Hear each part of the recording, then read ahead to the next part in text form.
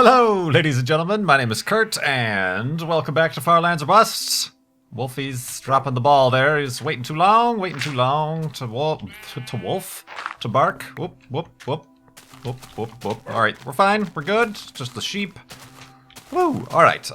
Let's cover up the hidey-hole from the last episode and continue on in this episode. What episode is this, guys? 247. 247 of Farlands or Bust. As the sun rises and the music plays.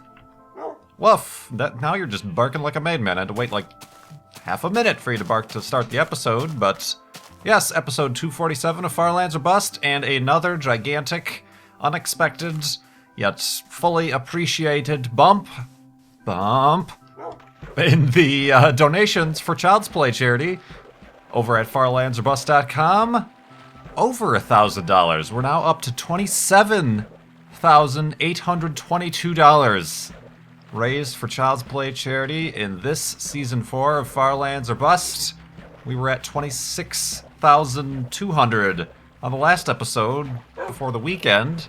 We had another $1,000 donation, a couple 3-digit donations, and all the other donations, which they're all very welcome, and they go to help get toys, books, and games to kids in hospitals around the world through Child's Play charity.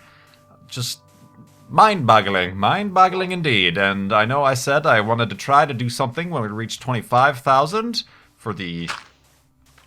Oh, that was disappointing. For the 25% of our goal to $100,000, and I have yet to do such a thing because you guys keep raising money and I can't keep up. I mean, I'm really thinking now. I didn't think of this ahead of time because I am unimaginative. But last season, season 3, I think that's a spawner over there. Season 3's goal was 29,220 based on the previous season before that. F3 number 292202. Yep, that's a spawner. Have a seat, Wolfie. So I'm thinking we're almost at 220. Whoop, I'm sorry. 29,220. What is this? Ooh, a skeleton spawner. Danger, danger, danger. What do we got? Oh, I do not need a single piece of wheat, but I will take your iron ingots. Although now I have 2 extra. Dang! And I don't think... Well, I guess I can check. Check for additional chests. Although, really, there's nothing too much of interest that I could possibly gain from chests. It's not like there's... Oh! Well, I can make a new shovel with that excess iron. But yeah, there's not much I can actually gain from chests in this version of the game. This is Beta 173. There are no enchanting books, no sharpness 5 or anything like that. Reference. Alright, yeah, apparently this is just a single-chested spawner. Skeleton spawner at that. But let me, I guess, since I'm here, utilize this.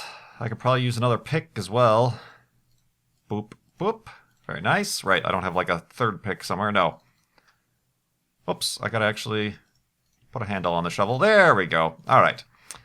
So yeah, we did that. But yeah, 29,220. I suppose there's an idea for something. Maybe I should do another live stream. Not obviously flob-athon, but another live stream, and live streams always keep the donations coming. I need, probably should have made another, axe. Oops, sorry, gotta get you up. So I need some wooden planks. Sorry, scatterbrained. Let's start over. Hello, ladies and gentlemen, my name is... No. It's a little bit blah, there's a lot to talk about. But yeah, thank you everybody for all the donations. Obviously, I'll think of something special to do, even if it is... just another live stream sort of thing. It's a strange time. I've got stuff going on. Stuff that... ooh, careful. I almost gave you an axe to the face. Stuff going on. I know these last weeks or so, I just spit like across the room and over the top of my monitor. That was amazing. I don't know why I had to point that out. I mean, it's not like you guys saw it, but... Woo! Saliva! What am I doing? I'm making planks. Got some stuff going on, and I know for the past week or two, it's kind of been feast or famine on my channel. I've had days where I've had 2-3 videos per day, and then there have been days with 1 video, or perhaps no videos at all. I'm keeping you on your toes. That's what you get when you become a Farlander. When you subscribe to my channel, you never know what you're gonna get. It's like a box of chocolates, as somebody once said. So. I've had some stuff going on, and you know, I just need things to just calm down. Everybody calm down! And we'll get things back on schedule, and I'll be able to get something set up, if anything, for 29,220. I'm thinking live stream. Live stream is probably the way to go. It doesn't burden my creative thought process as much as trying to think of some actual special video or something to do for milestones and stuff like that. So live stream, probably, maybe, who knows, and maybe even a Farlands or Bust. I'll play some Farlands or Bust on a live stream, and I'll make sure to also record it at the same time so I can upload the footage to the YouTubes. But yeah, I'll let you know about that, and I am glad that we do have Ultra Hardcore going on right now. That's always a helpful wealth of content that gives me time to take care of this random stuff that happens outside of YouTube land that I need to take care of, but we're getting there. We've got that going on, and I know a few of my other series have kind of fallen off the face of the earth. They'll be back, don't worry, stop freaking out. Everybody calm down, I've said calm down. No, sorry. But yeah. All that stuff is going on. And a lot of those donations came in to Child's Play charity, but also some new viewers I saw making comments on the last episode. Thanks to our friend B00. Gave a little bit of a Farlands or Bust shout out in his last Building with B00 episode, his single player series. So thanks B00 for that, and welcome all of... I don't think he has a name for his subscribers. Bubbles? Welcome, all you bubbles and bubbleettes, for setting my way, and for those of you who found my videos and Farlands or Bust at least interesting enough to stick around. Indeed. Speaking of random videos and days, we've had 3 videos at a time. One of those days, last week, I put up a video in a game called Spacewalk. Spacewalk is kind of it's a simulator, more of one of those games that's a game, but not quite a game yet. They're still in development.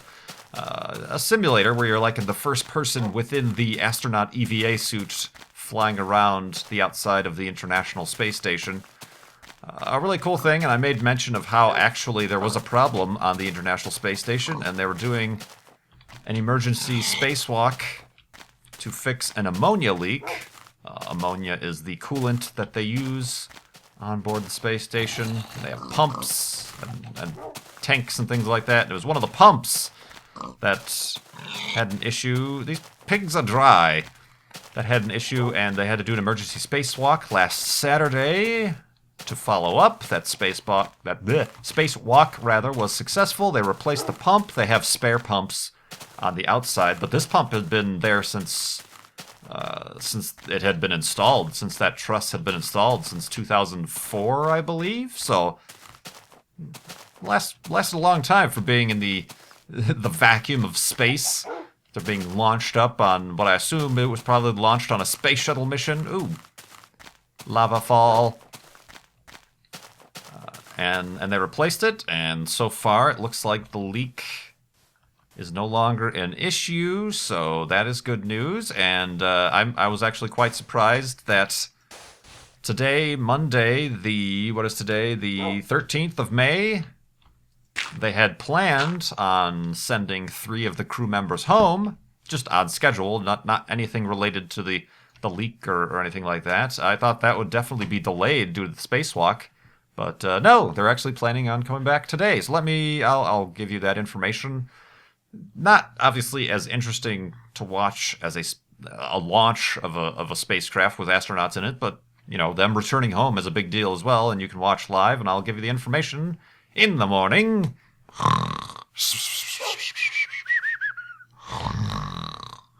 And re-entry through the atmosphere. Woof! Wolfie agrees. But yeah, the Soyuz capsule is going to take home Canadian Space Agency astronaut Chris Hadfield, who you know probably if you've been following on Twitter. He's very active on Twitter with pictures and videos. He recently has been going viral on the YouTubes because he made the first, I guess what could be called the first music video in space. He brought his guitar up, and he's a musician and plays guitar, but he did a rendition of David Bowie's Space Oddity from orbit aboard the space station.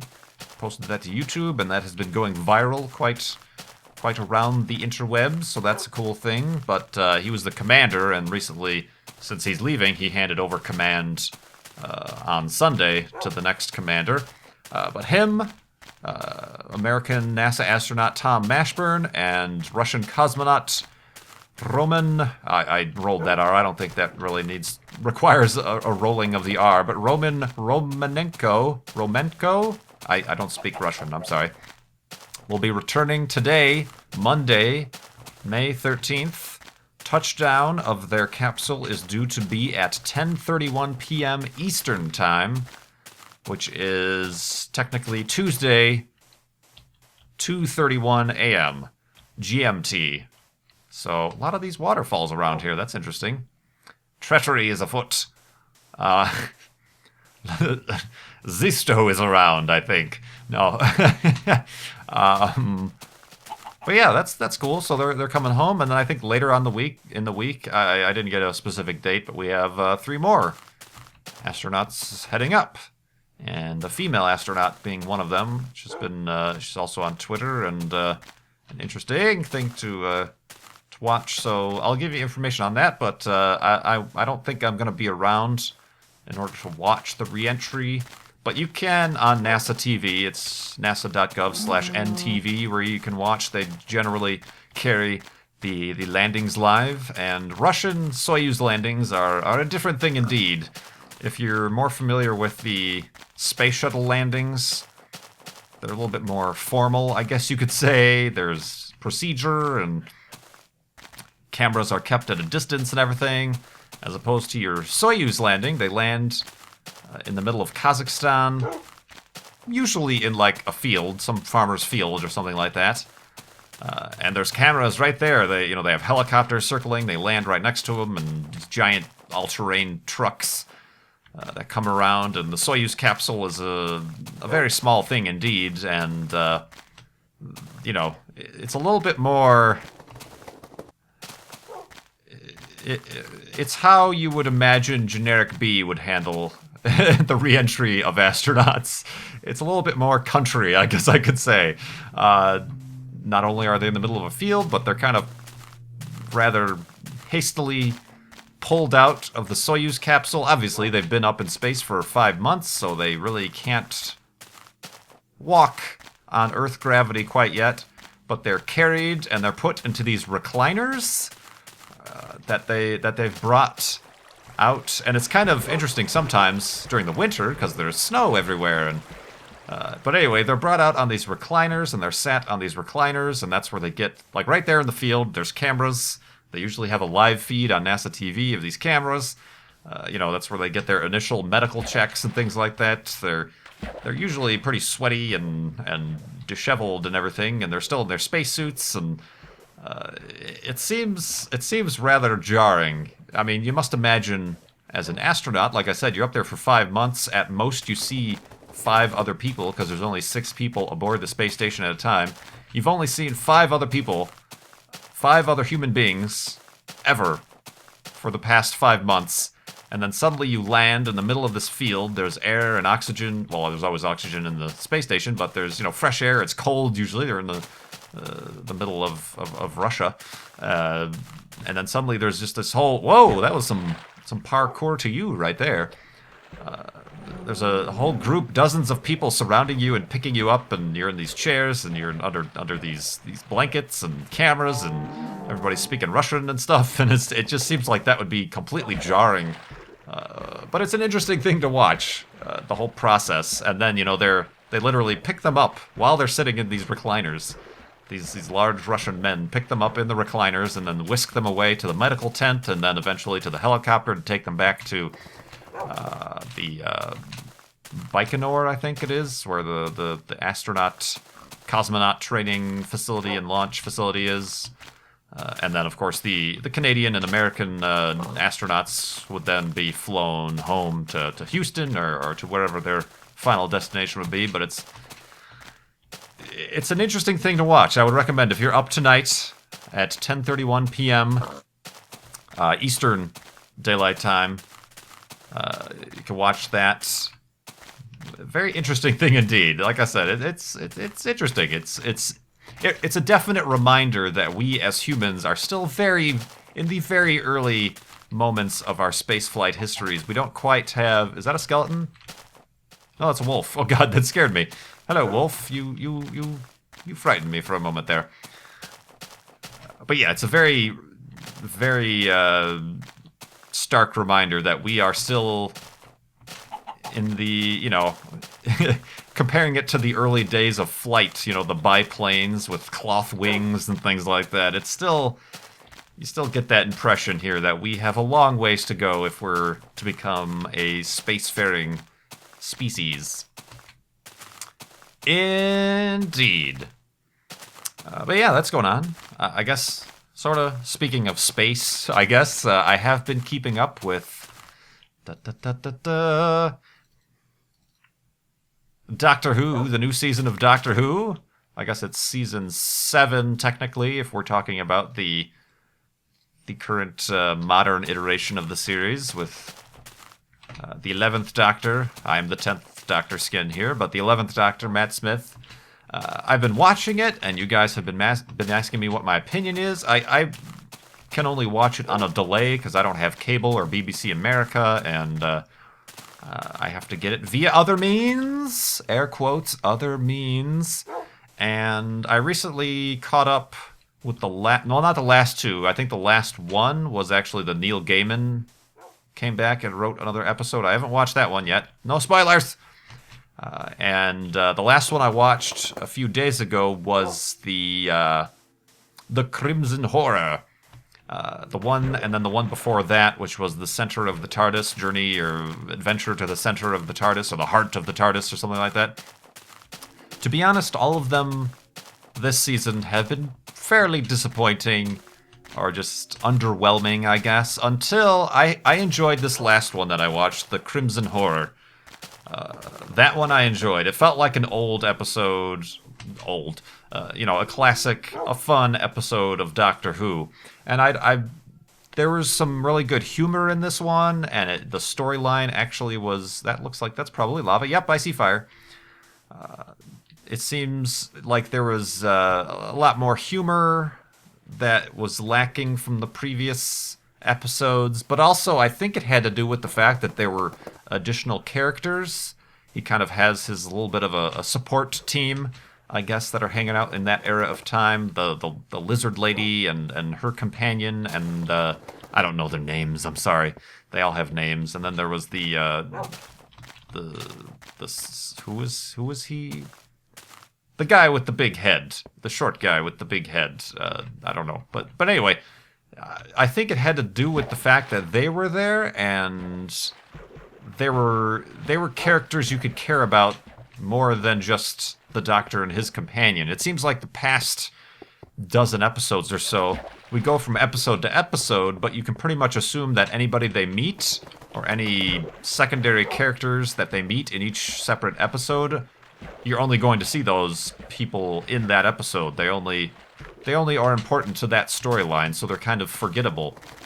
As opposed to with this episode, they're recurring characters that you can care about and kind of are involved. And I think the previous the 10th Doctor, David Tennant, had a little bit more of that with the whole backstory of what were they called? I almost said S.H.I.E.L.D., but that's the Avengers.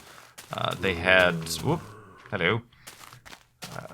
They had Captain Jack and Mickey and then Donna's dad and stuff. There were all these secondary characters who didn't particularly make it into every episode, but when they did, it was a relief because here's additional people other than just the Doctor and his current companion that we care about, we have a history with.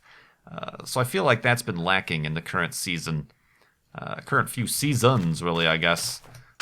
So that's a welcome thing indeed, and I liked the ending of the episode kind of fell apart a little bit for me, and it kind of became a little bit okay. I kind of expected that, but overall I enjoyed the episode, so I'm hoping there's more of a trend towards that, but I can't. I have no idea. I'm just more or less watching it out of habit and just respect for keeping up with the series, I guess. So yeah, anyway. Things to talk about today. Things to talk about indeed. Let's go to sleep.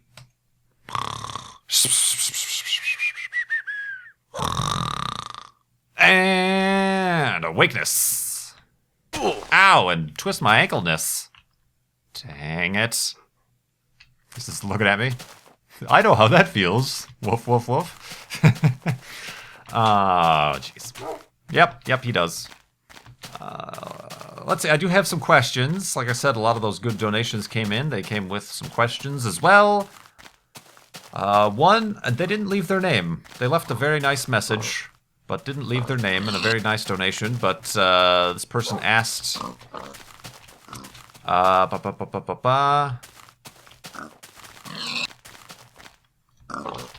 Sorry, I'm... Hi. That one's fresh. Oh, excuse me. Let's see. They asked, do you think you'll be attending every Minecon in the future, or just the ones in America? Seeing as it's a lot of money and effort to do so. This is coming from an Irish person who hopes to attend one in the future. I'm not sure. Obviously, that all depends. I'm just taking, as you know, I take this whole YouTube Minecraft thing year to year. I think there was a creeper down there, so I'm just going to keep walking and forget I ever saw a little green pixel. I take this year to year. Minecon last year in Paris was the first one I attended, and I made it as a milestone, a thank you for doubling our what we've raised for Child's Play charity during flob-athon weekend. So I kind of wanted to take advantage of that because for all I know, that could have been the last Minecon, or it could have been my last opportunity to attend a Minecon. I don't think I even had 100,000 subscribers at that point. I don't believe. Woof. But Wolfie's checking the data. So, I don't know. It's a strange thing, indeed. And I take it just day by day, year by year. I don't try to take things too seriously, and I don't like making plans or making promises too far ahead. But if I was at my current stage, and say perhaps Minecon wasn't in the United States this year, I would certainly want to make a repeat of last year's experience and improve upon last year's experience now that I know what to expect. So if it were to happen in Europe again, I would want to attend. I would make an effort, a concerted effort to attend. So it's hard to say. It's definitely very easy, well, not very easy, but a lot easier to attend if it's in America, obviously. And I am very much looking forward to this year's, wherever it may be. Ooh, we're gonna know by the end of the month, I suppose. But yeah, if things are on their current progression, steady growth, and upwards and onwardsness of the channel, and doing Minecraft on YouTube, then yes, I would plan on attending every Minecon if it were in America, but also I would make an attempt at least if it were abroad as well. This person goes on to ask, blah, blah, blah, he's Irish. What are your thoughts on Minecon in the coming year? So I think I just kind of answered that. Do you think attendance will grow? Will LPers be treated differently?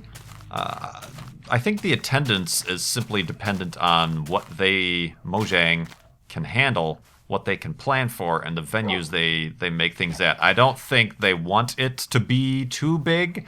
I don't think they want to be in control of something like a Penny Arcade, which sold... Was it like 60,000? Or was it 40,000? Whatever in the 6 hours they sold out was like the multiple dozens of tens of thousands. Yeah, it's 4 days. I think they sold something like 40 to 50,000 tickets.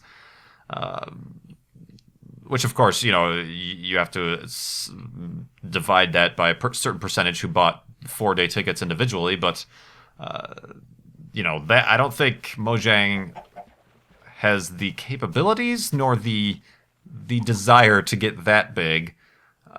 So I don't know. I assume depending on the locations and things, I'm not sure how big this one's going to be. I know last year's was maybe 4,000 or so is what they topped out at in terms of attendees.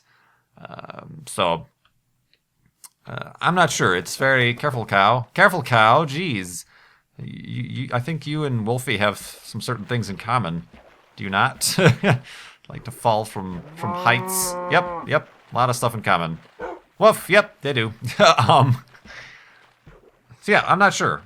Of course, it also depends on where it is. Obviously, I'm assuming this, being as the United States, is the biggest market for Minecon, where the most players are. If they make more tickets available, this one will be more popular than one that would take place in Europe or elsewhere, So we'll see. And like I said earlier, it depends. Oh, hey, chicken crossing! Ah, guy, I had the right of way here. Excuse me. So yeah, that's kind of my thoughts. Will LPers be treated differently? I think that last year, the first year, I don't know that it was even expected. They had no idea what to expect, and they've been making adjustments ever since. I think last year, as far as my perspective from the Mindcrack LP community, they obviously didn't expect our panel to have standing room only. So I think this year, from what I'm hearing, they're a little bit more conscious of the fact that, yes, people are coming because it's Minecraft, but a lot of it is also people are coming to meet their favorite LPers. It's kind of a, the LP thing is different from the gaming part of it, I think. It's a whole separate ecosystem. There are the people who play the game, and then there are people who watch the game, and they treat that as two separate instances of Minecraft, I suppose you could say. So I have, from what I've been hearing and from what I can assume, this year, like I was kind of saying even earlier, I hope almost that they even have kind of a separate room, because it was a little bit of a bother sometimes, especially after our panel, to be trapped in the hallway. Not only are we trapped in the hallway, but it's also trapping other people who maybe have no idea who KurtJMac or the Mindcrack people are. They're like, why is there this big crowd? I wish to get from point A to point B, and there's a crowd impeding my progress. So I'm hoping maybe it would be cool if there was some sort of special YouTuber room or gallery, I guess, where we could take time, maybe either formally make a schedule or less formally, hey, I'm here right now, I'm going to be sitting down at this desk where I can meet you guys and do autographs and pictures and things like that, as opposed to just, I'm in this hallway, everybody gather around and cause a panic. I was going to say, that almost, I kind of glanced, I thought that was like a creeper face in the wall, but that is not at all close to a creeper face. That is a derp tower, however. A derp tower indeed. Well done, derp tower. Keep up the good work.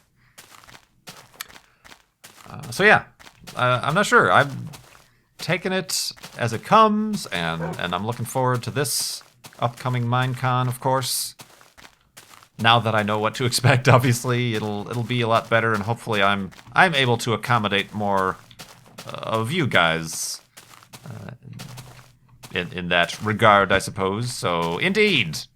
And this person who gave a donation and asked all these questions, they said they're Irish, and they left the note with what I have researched. I didn't know what it meant, so I had to Google and look it up, but they left it with a a traditional Gaelic saying of thanks, and you're going to be testing my non-existent Gaelic pronunciation.